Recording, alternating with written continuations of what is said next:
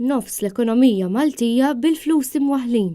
Hekk sostna l-Prim Ministru Joseph Muscat fi stqarrija ministerjali fir-rigward tal-fatt li l-Bank of Valletta b'mod temporanju waqqaf is-servizzi tiegħu wara li kien hemm cyber attack. Għandna bank li għandu bewieħed u ieħor huwa l-ikbar bank li għaf Malta, għandu bewieħed u ieħor ngħidu nofs l-ekonomija Maltija, li imexxi b'xi mod jew ieħor it-transazzjoni jaffettwawh.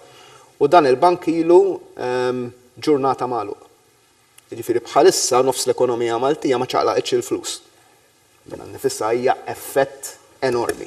Joseph Muscat stqar li kienet 13 miljun is-somma ta' flus li ġiet trasferita lejn 4 pajjiżi. L-ammont illi huwa ġie identifikat huwa ta' 13 miljun euro.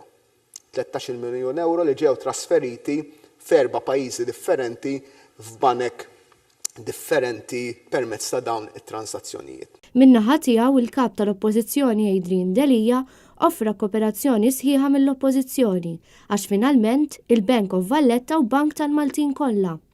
Adrian Delija enfasizza l-fatt li għandhom jiġu eżaminati l-istrutturi u s-sistema dgħajfa li waslu għal dan l-attakk.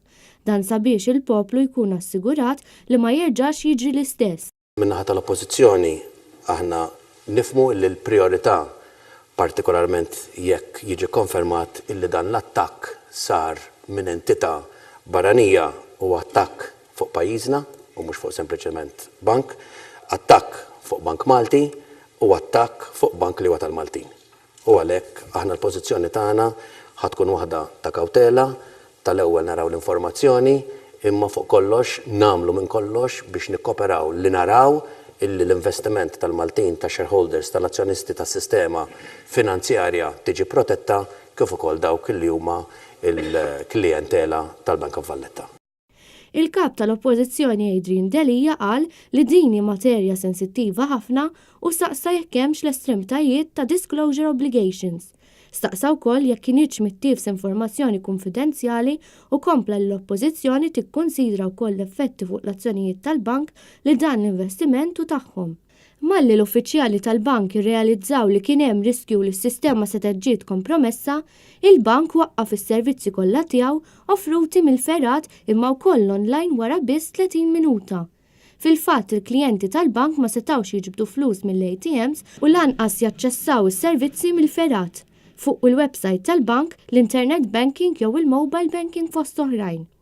Mill-ewwel analiżi li saret il-kontijiet tal-klijenti u l-flus tagħhom mhux friskju hekk kif ma ġewx kompromessi. Immedjatament bdiet ukoll investigazzjoni bil-bank iħabbar li qed jikkollabora mill-qrib mal-awtoritajiet tal-Pulizija Lokali u Internazzjonali. Fi stqarrija l-Bank of Valletta talab apoloġija lill-klijenti tiegħu għal kull inkonvenjent.